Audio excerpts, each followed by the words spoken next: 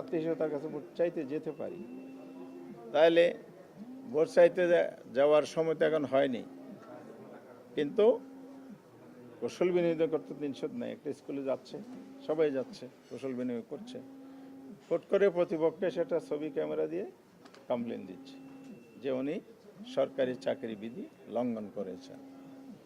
ভালো কথা, সেটা যদি হয় সবার ক্ষেত্রে হোক। গুটি কয়েক শিক্ষককে নোটিশ করেছে, 10,000 15,000 পেনাল্টি করেছে যে আপনি আচরণ বিধি লঙ্ঘন করেছেন, সরকারি চাকরি বিধি লঙ্ঘন করেছেন। এই যে দ্বৈত নীতি বা বৈপরীত্য, এই যে বৈষম্য, এটা যদি অব্যাহত থাকে তাহলে সুষ্ঠু নির্বাচন কীভাবে হবে? কিছু কিছু অফিসার ইতিমধ্যে চিহ্নিত হয়েছে, তার নিরপেক্ষতা হারিয়েছেন, বিতর্কিত হয়েছেন, এক এক জায়গায় এক এক রোল করেছেন। যেমন ডুয়েল সিটিজেনশিপ ব্যাপারে এক এক জায়গায় এক এক রকম হয়েছে। আবার শুনতেছি আইনের শিথিল করার কথা। ভালো কথা, আইনি শিথিল করবেন না কড়া করবেন এটা আইনেই বলে দিবে। প্রভিশন থাকলে সবার জন্য হোক, না থাকলে কারোর জন্য না হোক। ঋণ খেলাপির ব্যাপারে একই প্রশ্ন উঠেছে, কোথাও বৈধ হয়েছে, কোথাও অবৈধ হয়েছে। আর আমিও তো এটার শিকার, আপনারা সকলে জানেন। তবে আপিলের মাধ্যমে ফিরে পেয়েছি প্রার্থীটা, এটা ভিন্ন কথা। যারা এই ইনজাস্টিসগুলো করে যাচ্ছে তাদের বিরুদ্ধে কোনো ব্যবস্থা নেওয়া হচ্ছে না। তাহলে সুষ্ঠু নির্বাচনে এগুলো একটা ব্যারিয়ার, এটা আমরা মনে করি। বাংলাদেশের মানুষ চায় বহুদিন পরে একটা নির্বাচন হচ্ছে, এবং বহু হয়রানির পরে হচ্ছে, বহু জুলুমের পরে হচ্ছে। মানুষের প্রত্যাশার জায়গাটা অনেক বড়, বিশেষ করে জুলাই আগস্টের অভ্যুত্থানের পরে প্রত্যাশাটা অনেক বেশি। তো সরকার বারবার সুন্দর সুন্দর কথা বলছে, ফিল্ড লেভেলে কিন্তু কার্যকরী এটা আমরা সেভাবে লক্ষ্য করছি না। আজকে আপনাদের মাধ্যমে আমরা এদেশের সরকার, নির্বাচন কমিশন সবাইকে আহ্বান জানাবো, আসুন আমরা সবাই মিলে একটু সুন্দর নির্বাচন করি। সুন্দর নির্বাচনে যেরকম পরিবেশ নিশ্চিত করা দরকার, এখানে আপনারা উদ্যোগী হন, কার্যকর পদক্ষেপ নেন। রাজনৈতিক দল হিসাবে, সহযোগী শক্তি হিসাবে আমরা আপনাদের পাশে আছি। যদি আইনের ব্যর্থ ঘটায়, একতরফাভাবে যদি সব করতে যান, সেই ক্ষেত্রে কিন্তু আমরা আমাদের দায়িত্ব পালন করতে বাধ্য হব। আমরা যে রাজনৈতিক শক্তি, রাজনৈতিক ঐক্যমতের যে আমরা সমঝোতার ইলেকশনে যাচ্ছে অনেকগুলো দল, সেখান থেকে আমাদেরকে অবশ্যই ভাবতে হবে এই ইলেকশনে আমরা আপনাদেরকে কতটুকু কোঅপারেট করতে পারবো। এটা প্রশ্ন দেখা আসবে আপনাদের সামনে, দেশের সামনে, জাতির সামনে। সরকারকে অবশ্যই এটার দায়ভার নিতে হবে। ইলেকশন কমিশনকে সবচাইতে বেশি দায়ভার নিতে হবে, যেহেতু নির্বাচন তফসিল ঘোষণার পর সম্পূর্ণ পাওয়ার ফাংশন ওনাদের হাতে চলে আসে। কমিশনের ইনস্ট্রাকশনের আলোকে কিন্তু প্রশাসন চলছে। গভর্নমেন্টের আদার্স ফাংশনের মধ্যে ওনাদের একটা ভাইটাল রোল ইলেকশন কেন্দ্রিক আছে। এই জায়গায় ওনার দায় এড়ানোর কোনো সুযোগ নাই। এই জন্য আমরা আজকে এসেছিলাম, কথাগুলো বলে গিয়েছি। ওনারা আবারও আশ্বাস দিয়েছেন, আমরা সেই প্রত্যাশা রাখি ওনারা এটা পূরণ করবেন। ধন্যবাদ আপনাদের।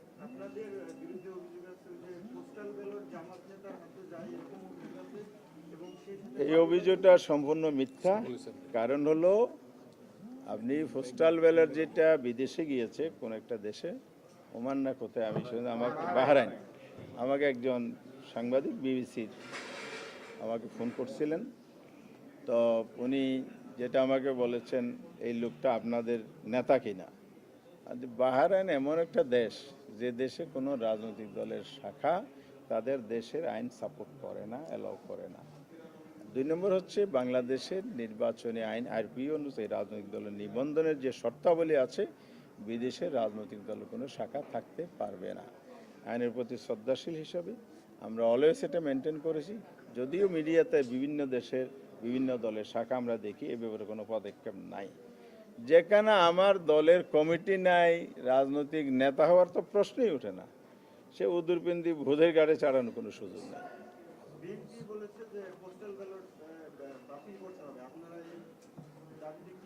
পোস্টাল ব্যালট দাবি করতে হবে, কারা দাবি করছে আমরা জানি না। আমরা দাবি করেছি যে প্রত্যেক ব্যক্তির নামে যায়, আমরা বলেছি যে পোস্টাল ব্যালট এটা প্রবাসীদের ভোটাধিকার আমরা নিয়ে এসেছি। কেন?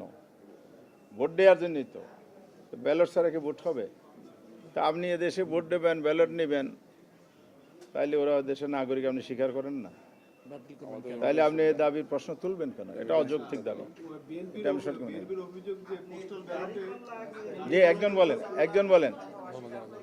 জামাতের প্রার্থীরা করছে না, কিন্তু আমির হামজা সহ জামাতের একাধিক প্রার্থী 5-7 লোকের শোডাউন দেয়।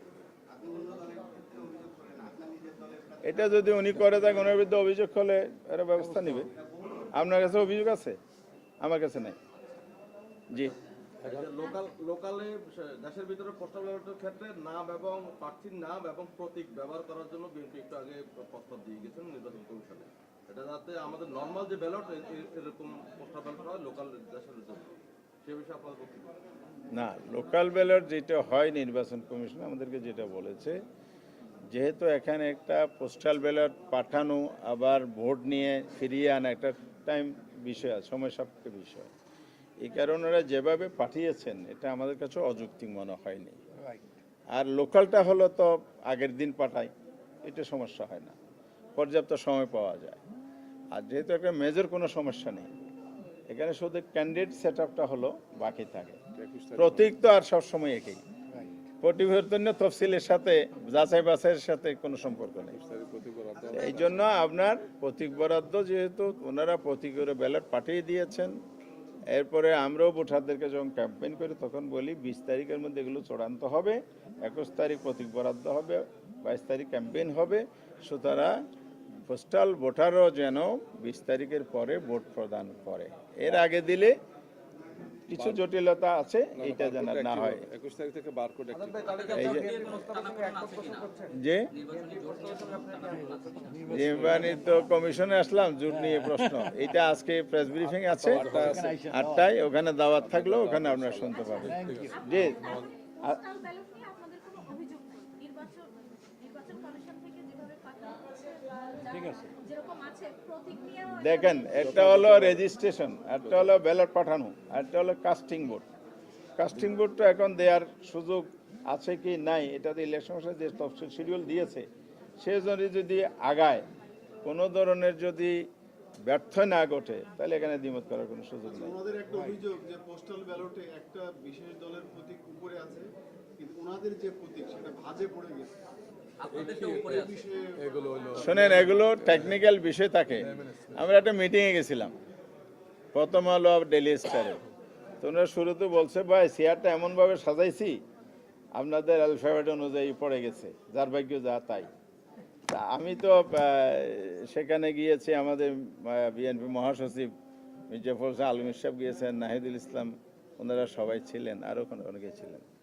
তো এখন যদি কেউ মনে করে যে উনি এই দল, উনি ওই দল, বা ওনার ডেজিগনেশন এই, ওনার ডেজিগনেশন এই, সিরিয়াল এরিং করলেন কেন? ওনারা আগে থেকে এটা ক্লিয়ার করে দিয়েছেন। এখন যদি নির্বাচন কমিশন সেরকম কোনো পদ্ধতি অনুসরণ করেন, সে অনুযায়ী যদি সিরিয়াল উনি করে থাকেন, এখানে তো আপত্তি করার কিছু নাই। এগুলো একেবারে লেম এক্সকিউজ, ছোটখাটো বিষয়, এগুলো নিয়ে আমার মনে হয় কোয়েশ্চন তোলার বিষয় নেই। জি, আপনারা অভিযোগ করতেছেন ফ্যামিলি কার্ড এবং কৃষি কার্ড। ধন্যবাদ। আমরা নামাজের আজান হয়ে গেছে, আজকে শেষ করতে চাই। ফ্যামিলি কার্ড এবং কৃষি কার্ড কোন দল আচ্ছা, বিতরণ করছে? ভাইয়ের প্রশ্নের সাথে আমি একটু সংযোগ করি। আপনারা বলছেন ফ্যামিলি কার্ডের বিষয়ে, আবার বিএনপির পক্ষ থেকে বলা হচ্ছে যে একটি বিশেষ দল, মানে আপনাদের কি বোঝানো হয়েছে যে আপনারা বিকাশ নাম্বার নিচ্ছেন। বিকাশ নাম্বার, এই কথাটা সম্পূর্ণ ভুল তথ্য। আমি বললাম না যে উনি মিথ্যা বলেছেন, এটা সম্পূর্ণ ভুল তথ্য, এটা সঠিক না। আমরা এ ধরনের কোনো কাজ করি নাই। ঠাকুর ঘরে কেড়ে আমি কলা খাই না, পাল্টাপাল্টি অভিযোগ বললাম তো, ঠাকুর ঘরে কেড়ে আমি কলা খাই না। যেটা ওনারা করেছেন এটা আমাদের দায় চাপাতে যাচ্ছে। Thank you very much.